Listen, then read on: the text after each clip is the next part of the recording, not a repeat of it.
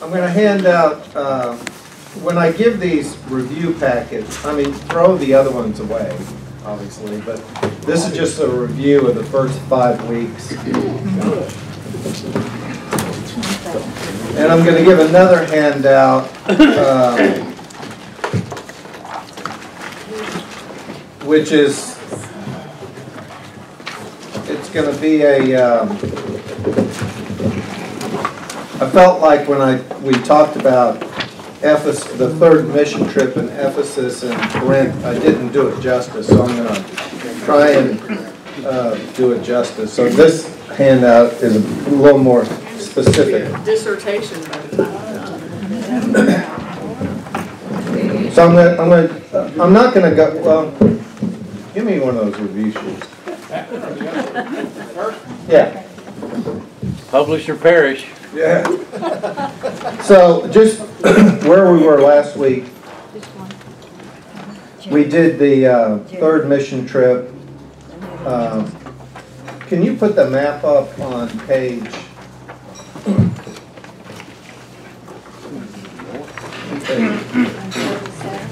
Is it 37? Well, that was the third one. Yeah, put the map for page 37 up. Please.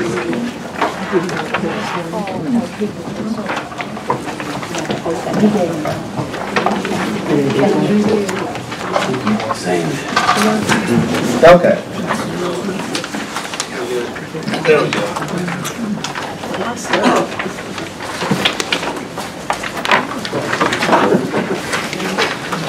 So, last week we did the third mission trip, and we say it started at Antioch, and we don't know if he would certainly go very close or through Tarsus up to Lystra, and he ends up here in Taurus, and he goes to Philippi. Philippi is where he meets Lydia. We talked about Lydia, okay? And I think we talked about Lydia on the second mission trip. And I want you to remember Lydia, because we're going to, y'all know what a patron is? Right. Any other description of what a patron is? Fans at the Masters. Fans at the Masters golf tournament are called patrons. Patron saint. Well, Patron, what is it? I'm going to give you another handout. I'm not. There you go. And if there's not enough, it's fine. You got enough paper. Patronage. Patronage. You need to know what patronage is. If you were Roman and you were wealthy, then Stan, who is a freedman, Roman, and Stan sells bread. And Stan comes to me, his patron, and says, Paulus, that's the Latin word. Paulus, I need help because the people I buy the grain from, they've raised the price of grain. And you just got to help me. So I would say to Stannis Marcus something, that, okay, this will, I'll handle it. So then I would have a dinner with the patron of the person who's selling Stannis the grain. Yeah, make them a deal that can't refuse it. Actually, the Godfather is a good example of patronage, because the baker comes to the patron and says, I need a favor. And the Godfather says to the baker, you know, okay, and one day I might ask you for a favor, right? But in Rome, when Stan comes to me, I will meet with the patron for the grain supplier, and we'll have a dinner. And at that dinner, which is really, it's more than a dinner, it's a negotiation, we'll work out the price of the grain. So he's okay, the grain salesman's okay, and he owes me his loyalty. If you read this sheet, I mean, there's a whole thing about how patronage worked, okay? And I mean, he would come see me in the mornings, and it's a whole thing. But that's what patronage is. Now, why is patronage? I got an extra one. Why is patronage important? If you go to the second page, you're going to see where patronage or patrons are mentioned in the New Testament. Okay? Lydia, when he gets to Philippi, there weren't enough Jews in Philippi to have a synagogue. And Lydia listens to his preaching and extends her hospitality to Paul and his little band. And she's so taken with it that her whole household agrees to convert and are baptized, and she is now a patron. She's going to help meet his needs. Sometimes Paul will say to a patron, you're really not giving it to me, you're giving it to God, because the recipient from the patron now owes the patron. Stan owes me now, right? So you got to be careful about patrons. And you're going to see at this second page that in Thessalonica, however you pronounce it, that the believers would come to church, and they had some patrons, and they just said, well, it's the house of the Lord. You guys feed us every night? Literally. So, I mean, so the point is that patrons are in the New Testament, and they help the church. Sometimes when you have patrons in today's church, someone might say, well, we can't make Bob mad. Why not? Well, yeah, he gives so much to the church, we make him mad, he'll cut us off, you know? Hatred, okay?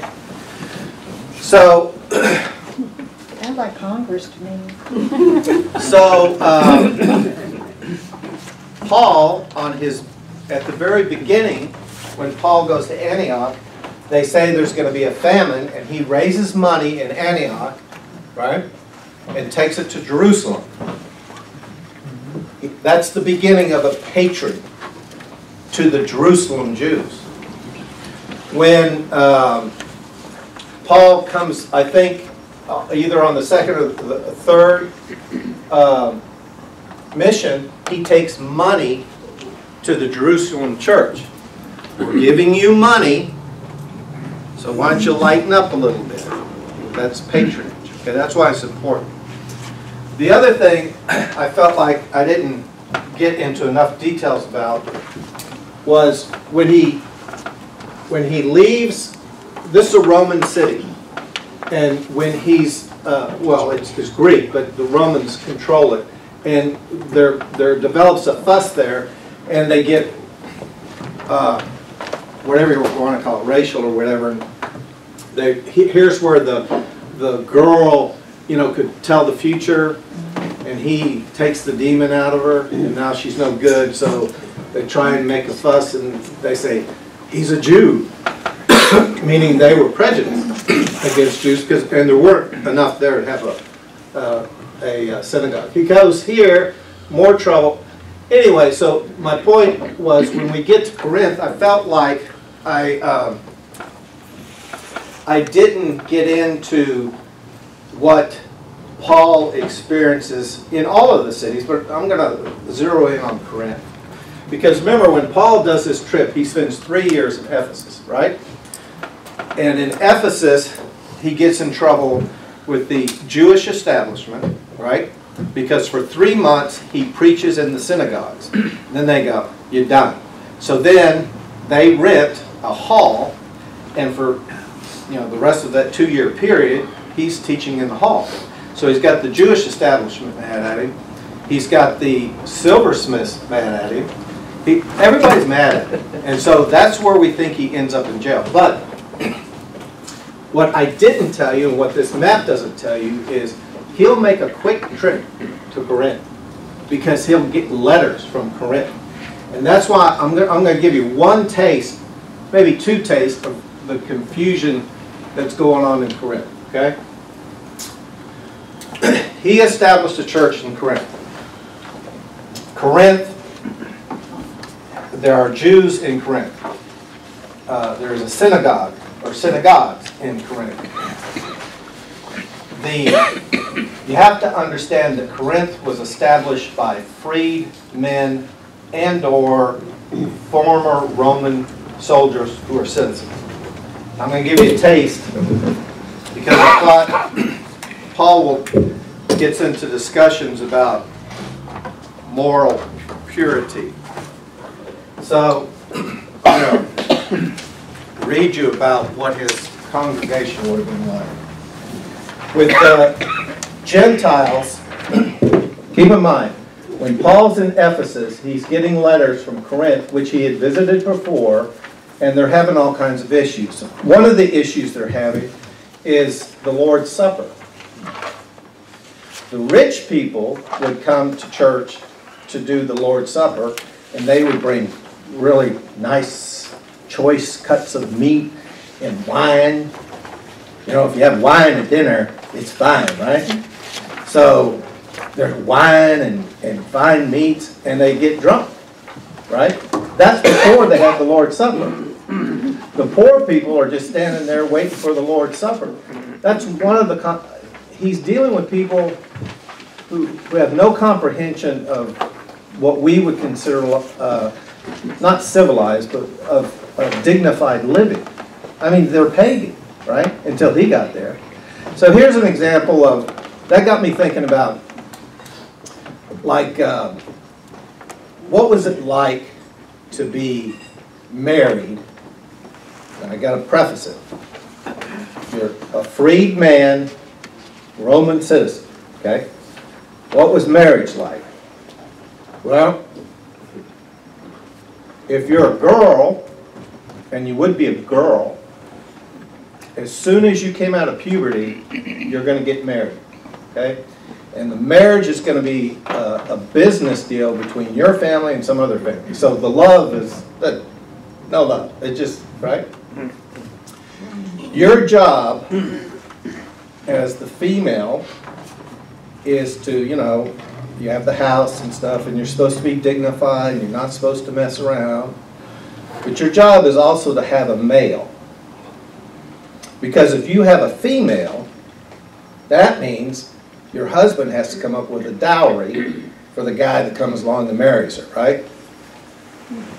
So if you have a female, you might just go put her on a pile out in the, it's outside the city at the junk pile and just leave. And I'm not kidding. Daughters, you need men, okay? It's economic. For Romans or Jews too? I'm talking about Romans, freed Roman citizens. Your job was to have males. And if you did have a daughter and you did keep the daughter, then you know down the trail it's going to cost a lot. The good news is, if the daughter marries a Roman and they get divorced, the husband has to give back all of the dowry, unless the wife fooled around. Then he only has to give back half. Right? So that's the women, right? You want to hear about the men's life? This is what he's dealing with. And this description does not come from a biblical source. So when it'll kind of it'll do a jab at Christians, just go with it. All this is not to say that Romans were prude, or they never lost sight of their high ideals. Later Christians may have exaggerated the degree of their depravity, but it cannot be denied that they had ambivalent attitudes towards sex. In contrast to their women, it was entirely accepted and expected for a free-born man to have extra extramarital sex with both a female and a male partners, especially in their adolescence. Let's just stop there. Today, what do we call that? That would be a pedophile, right? Or, yeah, like that, plus underage and all that. Yeah. So they could have these extramarital affairs with male, female, especially in their adolescence. And the only rules to it was this.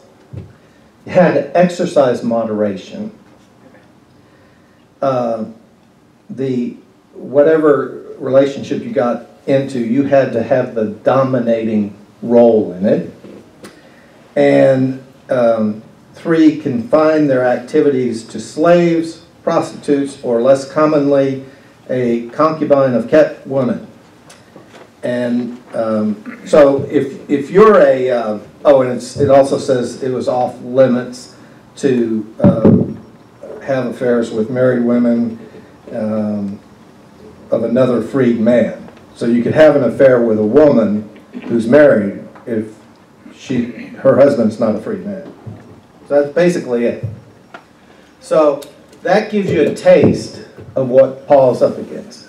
These people, they don't know.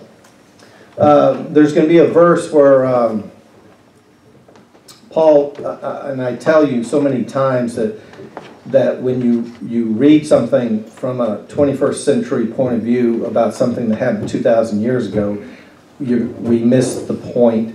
And he'll make a reference to women wearing a head covering, okay? And there's all kinds of religious ramifications for that. But I also told another man that the woman was married. You know, like, you know, she's married and she's taken. So, yeah. So, this is the environment he has in Corinth. And then I told you last week, and on top of that, he has Apollos there who his people filled in on the whole story of who Jesus is. He's there, he's an Egyptian, and he's preaching, and he's a really good pastor, preacher, leader. Peter is back on the scene, and guess what? Peter's back to, you got to have the law business again after he got, it's like I say, it's just Peter, Peter, Peter.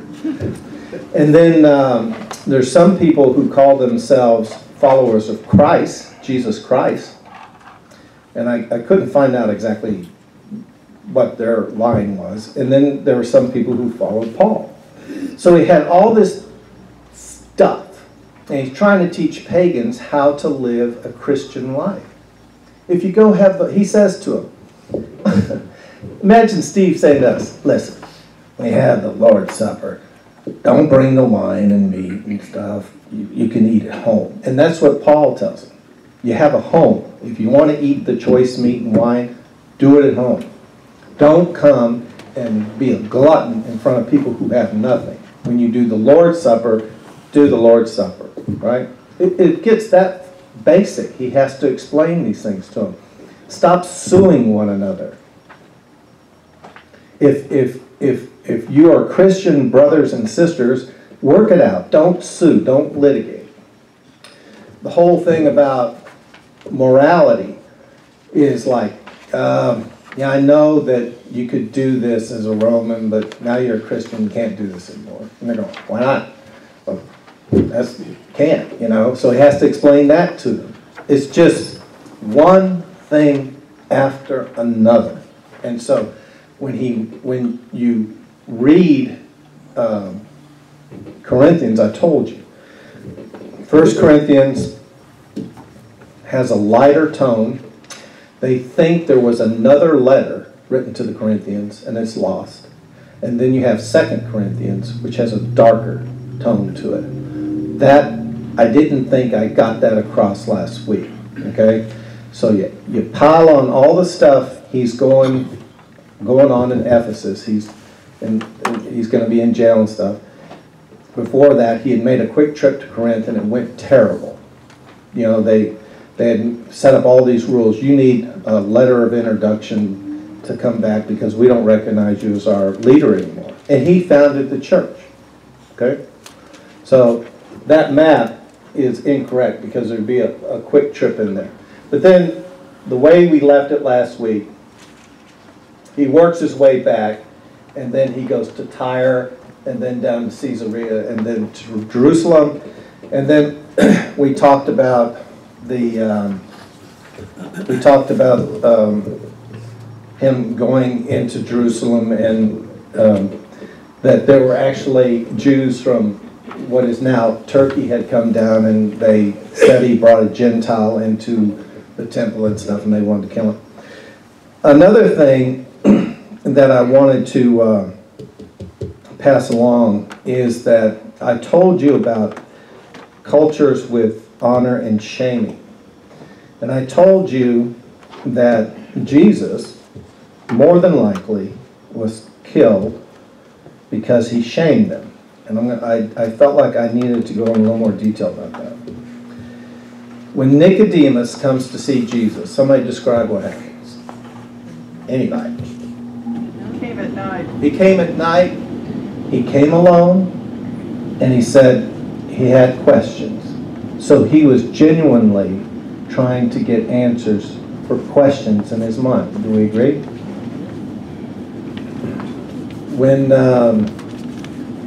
When his disciples, when Jesus would say something, they wouldn't stand in front of the multitudes and go, yeah, but what does it mean? They didn't do it like that. How'd they do it? They'd ask him later in private because they really wanted to know the answer.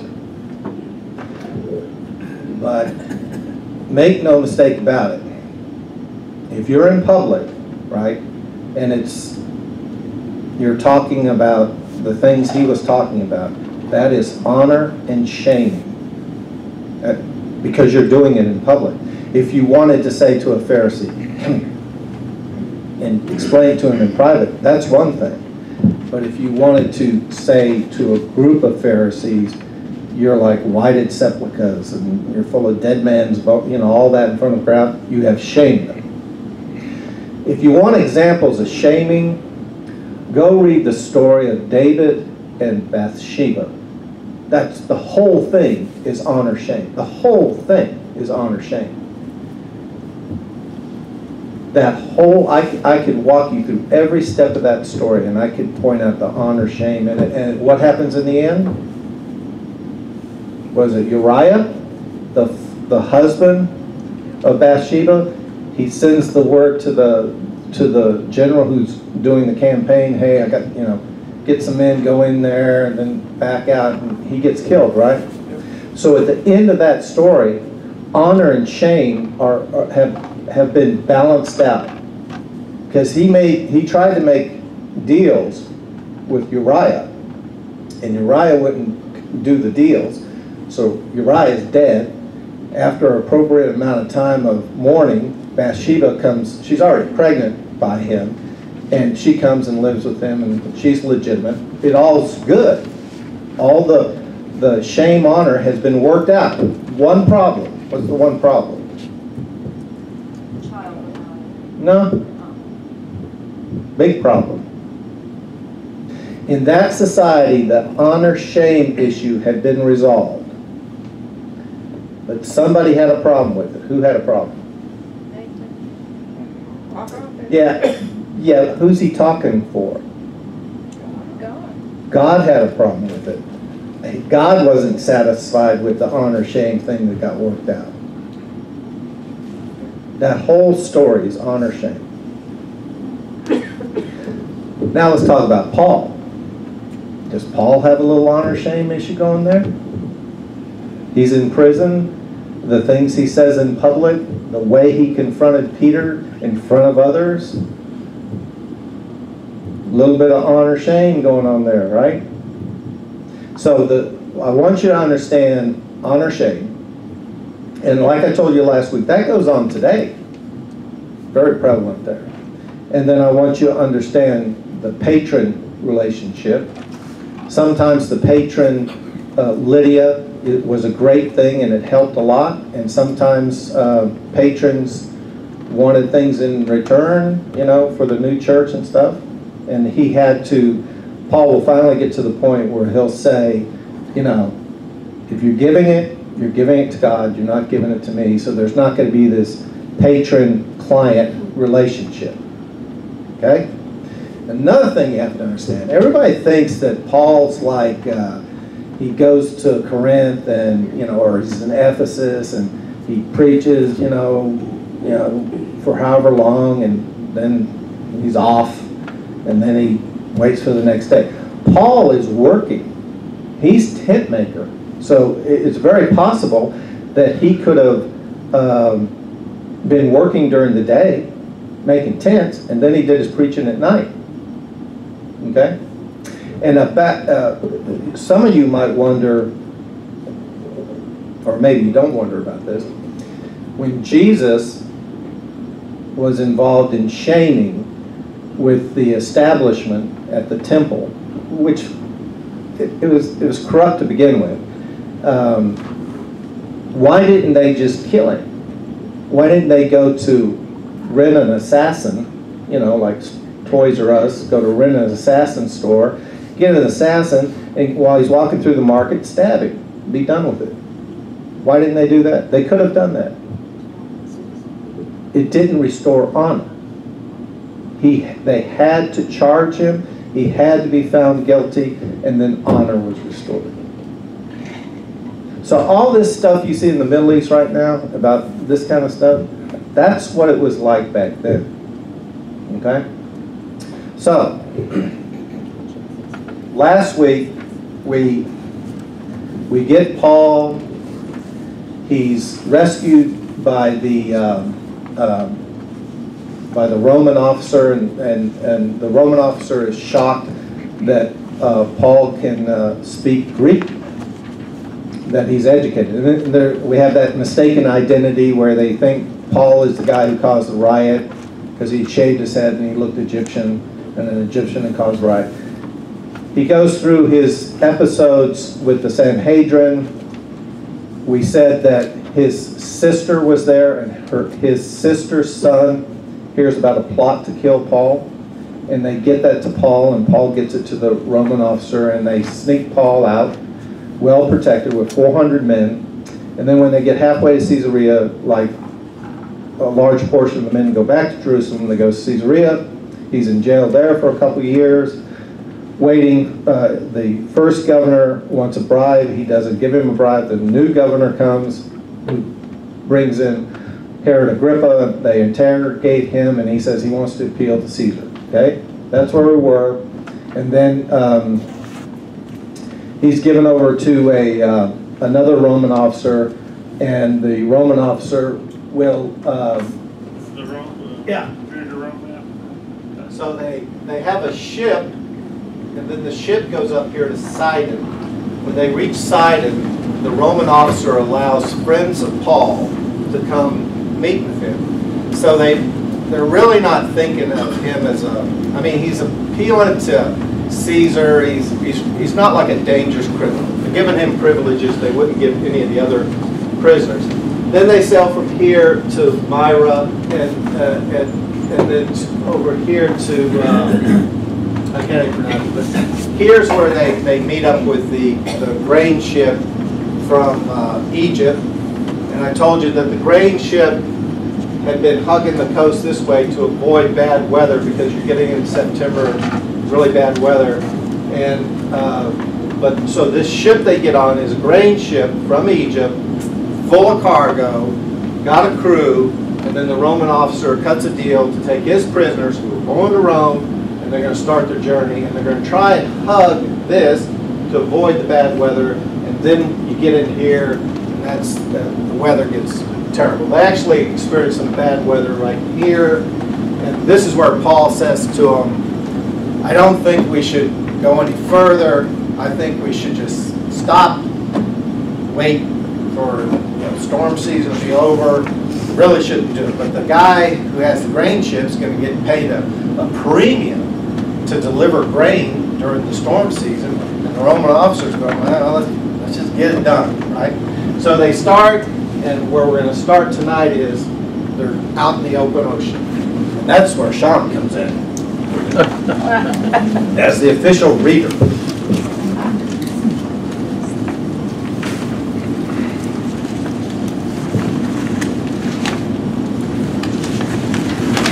So we're going to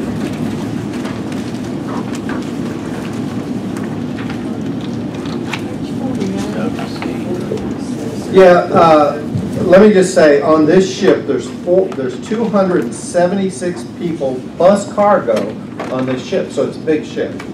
Let's go over to page 50, and like I said, the captain and the Roman soldier or officer are all willing to go ahead and let's try and make this thing happen. So they decide to sail on. So Sean, if you'll start at Acts 27:13 through 26. When a moderate south wind came up, supposing that they had attained their purpose, they weighed anchor and began sailing along Crete, close inshore. But before very long, they rushed down from the land a violent wind called Eurosqualo, I'm not sure. And when the wind was caught in it and could not face the wind, we gave way to it and let ourselves be driven along. Running under the shelter of a small island called Claudia, we were scarcely able to get the ship's boat under control. After they had hoisted it up, they used supporting cables in undergirding the ship, and fearing that they might run aground on the shallows of Cyprus, they let down the sea anchor, and in this way let themselves be driven along. Okay, you know what this means, sea anchor? A sea anchor can slow a ship's speed down, okay? Maybe give you a little more control. Go ahead. The next day, as we were being violently storm-tossed, they began to jettison the cargo. And on the third day, they threw the ship's tackle overboard with their own hands. Now, when you get to this point on a boat, it's pretty much, we might be dying, okay? All right, go ahead. Since neither sun nor stars appeared for us many days, and no small storm was assailing us, from then on all hope of our being saved was gradually abandoned. When they had gone a long time without food, then Paul stood up in their midst and said, "Men, you ought to have followed my advice and not to have set sail for Crete." How does this fall in the honor shaming? Right. Did he ingratiate himself with the Romans and the captain with this statement? Or the crew. Or, yeah, probably not, but go ahead. Okay. Not to set sail from Crete and incur this damage and loss. Yet now I urge you to keep up your courage, for there will be no loss of life among you, but only of the ship. For this very night an angel of God, to whom I belong and whom I serve, stood before me, saying, "Do not be afraid, Paul. You must stand before Caesar, and behold, God has granted you all those who are sailing with you. Therefore keep up your courage, men, for I believe God that it will turn out exactly as I have been told. But we must not run aground on a certain island. But when the 14th night came, as we were being driven about in the... So the storm lasted 2 weeks. Yeah. Okay.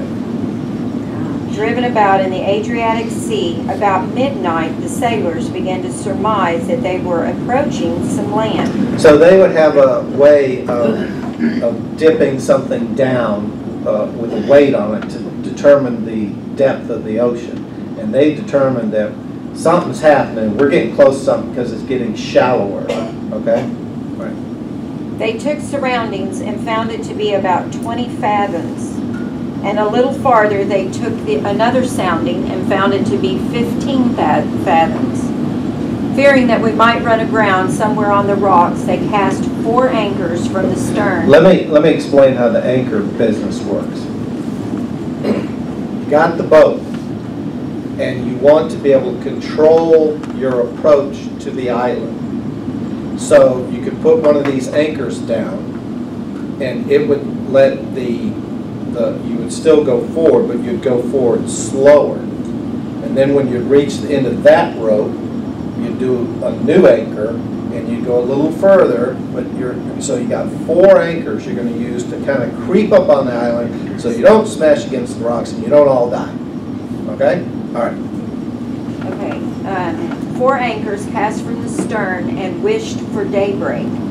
But as the sailors were trying to escape from the ship and had let down the ship's boat into the sea, on the pretense of intending to lay out anchors from the bow, Paul said to the centurion and to the soldiers, "Unless these men remain in the ship, you yourself cannot be saved."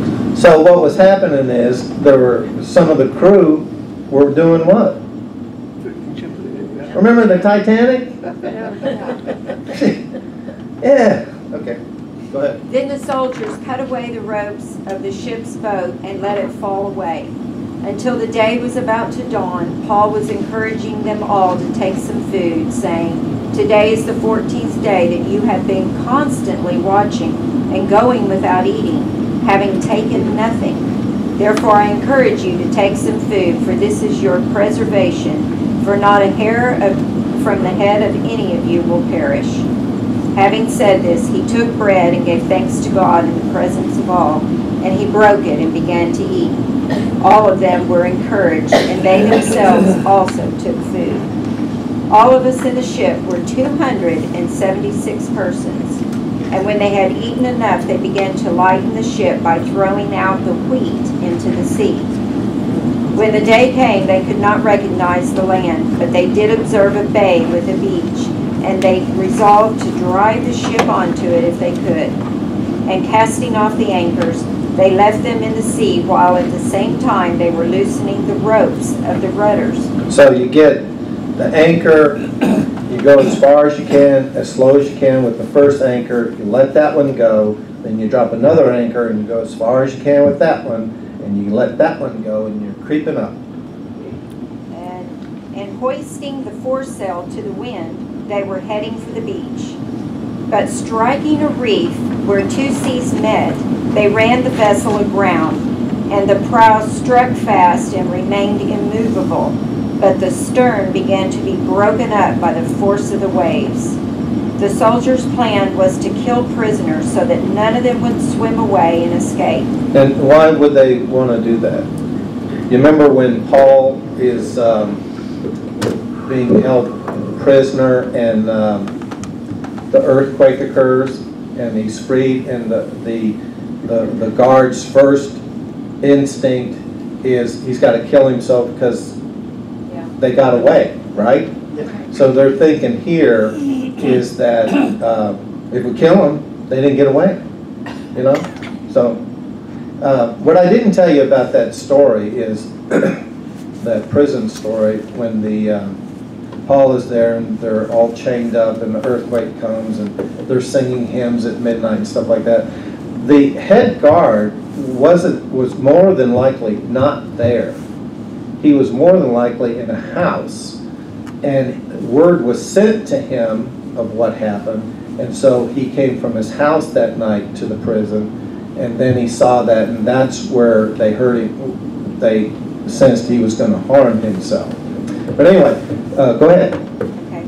But the centurion, wanting to bring Paul safely through, kept them from their intention and commanded that those who could swim should jump overboard first and get to land, and the rest should follow, some on planks and others on various things from the ship.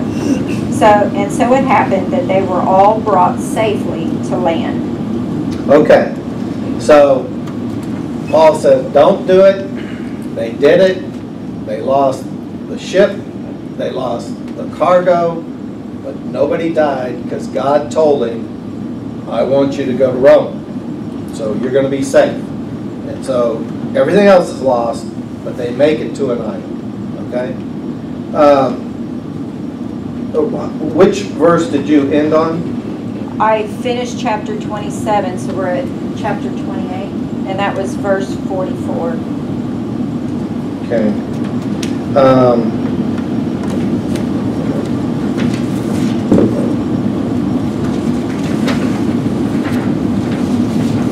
Let's go, we're going to jump forward. Go to Acts 28, 1 through 10. They're on the island, okay? And somebody thinks it'd be a good idea to have a fire. Go ahead. When they had been brought safely through, then we found out that the island was called Malta. The natives showed us extraordinary kindness, for because of the rain that had set in, and because of the cold, they had kindled a fire and received us all. But when Paul had gathered a bundle of sticks and laid them on the fire, a viper came out because of the heat and fastened itself on his hand. When the natives saw the creature hanging from his hand, they began saying to one another, "Undoubtedly this man is a murderer, and he has been saved from the sea. Justice has not allowed him to live." However, he shook the creature off into the fire and suffered no harm. But they were expecting that he was about to swell up or suddenly fall down dead. But after they had waited a long time and had seen nothing unusual happen to him, they changed their minds and began to say that he was a god. Now, he's been through the God thing before, where he performed a miracle and they started worshiping him. So he has this event with the snake. They're waiting for him to die. He doesn't die. Thus, he must be a god. Okay, go ahead. Now in the neighborhood of that place were lands belonging to the leading man of the island, named Publius, who welcomed us and entertained us courteously 3 days. And it happened that the father of Publius was lying in bed afflicted with a recurrent fever and dysentery. And Paul went in to see him, and after he had prayed, he laid his hands on him and healed him. After this happened, the rest of the people on the island who had diseases were coming to him and getting cured. They also honored us with many marks of respect, and when we were setting sail, they supplied us with all we needed. So I told you that some people consider the voyage to Rome, and it's not over, but the voyage to Rome to be a fourth mission. Because on Malta, these people are getting exposed to him, and he's performing miracles, and by the time that he and the other 276 people set off, you know, he's being honored. We're on, yeah, you can leave that up. Let's start, now that they're going to leave Malta and actually head for Italy. And keep in mind, they stay in Malta for a fairly long period of time, maybe 3 months. So let's go to Acts 28:15. And the brethren, when they heard about us, came up from there as far as the market of Appius and the 3 inns to meet us. And when Paul saw them, he thanked God and took courage. So Paul has never been to Rome. But as he goes up the boot, or lands in Italy and starts heading towards Rome, people would come out and greet him because they had heard about him. Never been there, but they had heard about him. And so here's this stranger, but he is, I guess his legend was there, and they wanted to see who this Paul was. Are they traveling by land? When they, okay, you have the bad experience, you get here to Malta, and from Malta you go to Sicily, and Sicily to the boot, and then you'll take the ocean up here to another city, and then you make your way up to Rome. So there's another stop here in Sicily, another stop here. So there's stops, and then at the very end, it's all on land.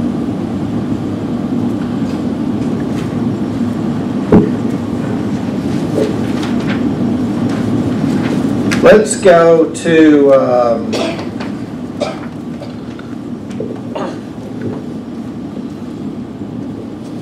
I'm going to take you to the book of Romans now. Go to Romans chapter 1, 9 through 12. Do you want me to read it from the paper or the Bible? Either one. For God is my witness whom I serve with my spirit in the gospel of the Son, that without ceasing I mention you always in my prayers, asking that somehow by God's will I may now at last succeed in coming to you. For I long to see you, that I might impart to you some spiritual gift to strengthen you, that is, that we may be mutually encouraged by each other's faith, both yours and mine. He wrote that letter when he was in Greece on one of his missions. He wrote that letter and he gave it to Priscilla. And Priscilla was to go back to Rome because they had lifted the expulsion of all the Jews from Rome, and she went back and she read it to believers in Rome. So he's telling the believers in Rome that I'm coming, I pray about you all the time, and, you know, it's going to happen.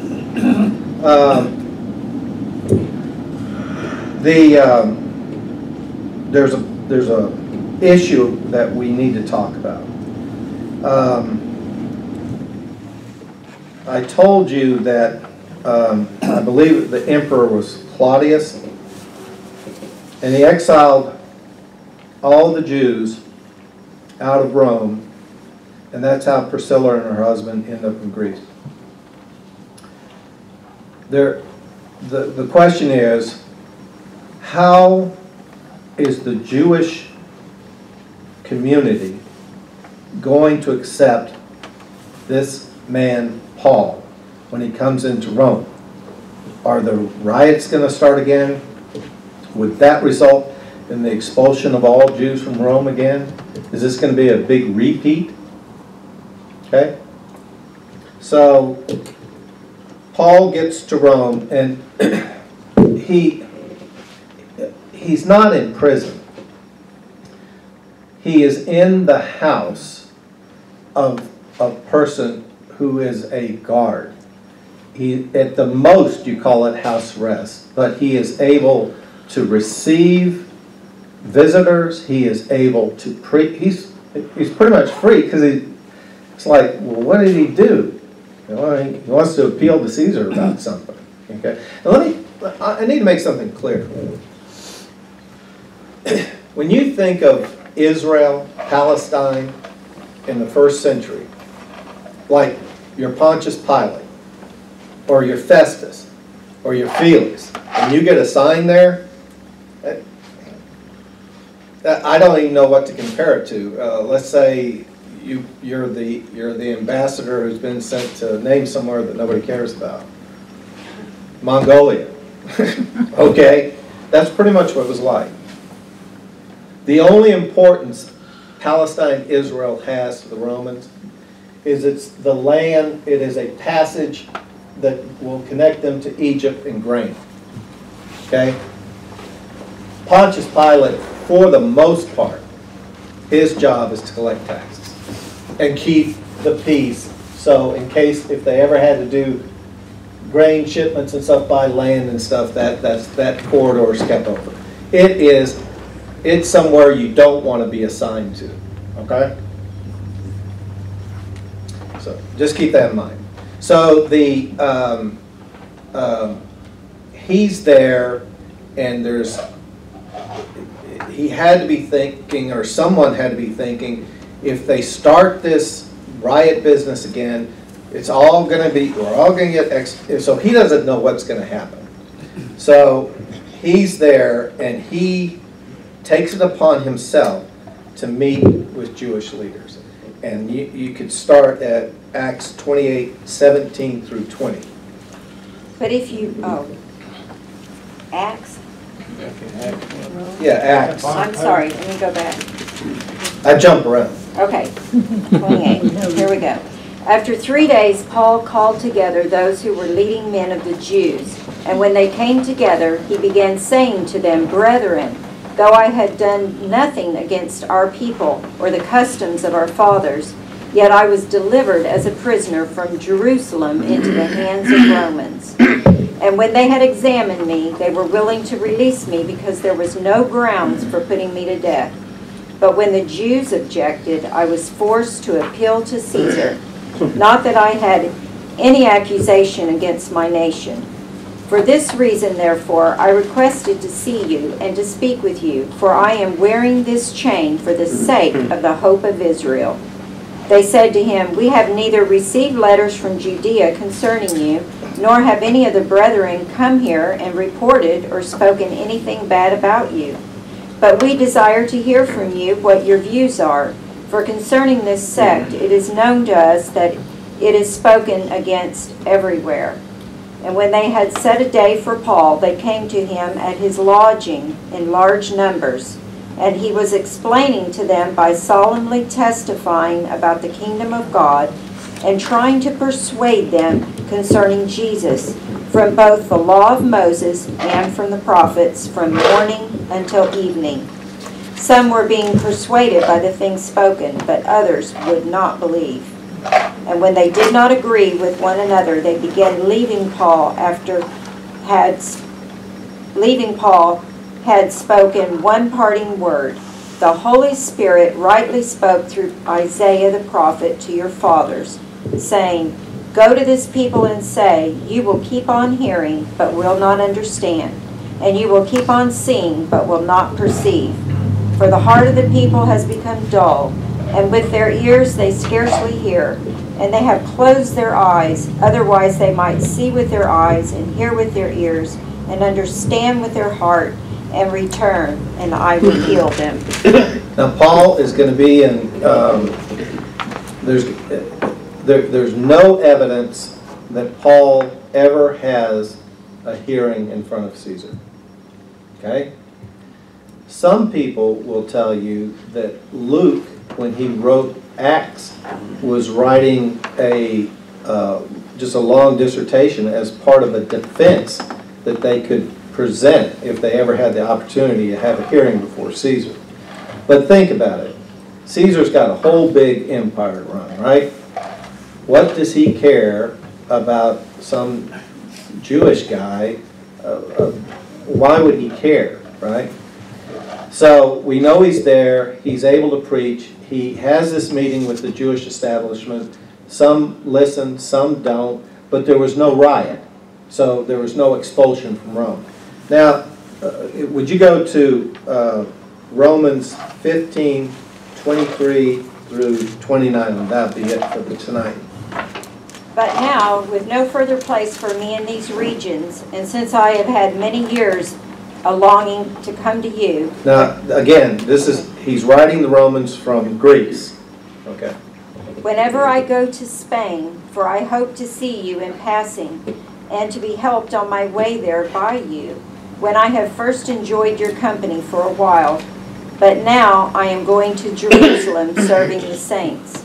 For Macedonia and Achaia have been pleased to make a contribution for the poor among the saints in Jerusalem. Yes, they were pleased to do so, and they are indebted to them. For if the Gentiles had shared in their spiritual things, they are indebted to minister to them also in material things. Therefore, when I have finished this, and have put my seal on this fruit of theirs, I will go on by way of you to Spain. Spain? Paul goes to Spain? What? Not this week. You know why people think he went to Spain? He makes a comment that he would preach to the farthest ends of the world. And at that time, the farthest ends of the world would have been Spain. There's no written account of it. All we know is this house arrest business goes on for 2 years. And there's no evidence that he has the hearing. And there's a lot of people think he did, in fact, go to Spain. The Spanish think he went there. And there's some writers who wrote that said that Paul, like I just said, that he would travel to the furthest extent of the world, which would have been Spain. Now, next week is going to be gruesome, but it's all true. We're going to talk about the great fire in Rome and then this great persecution of Christians. I believe Right.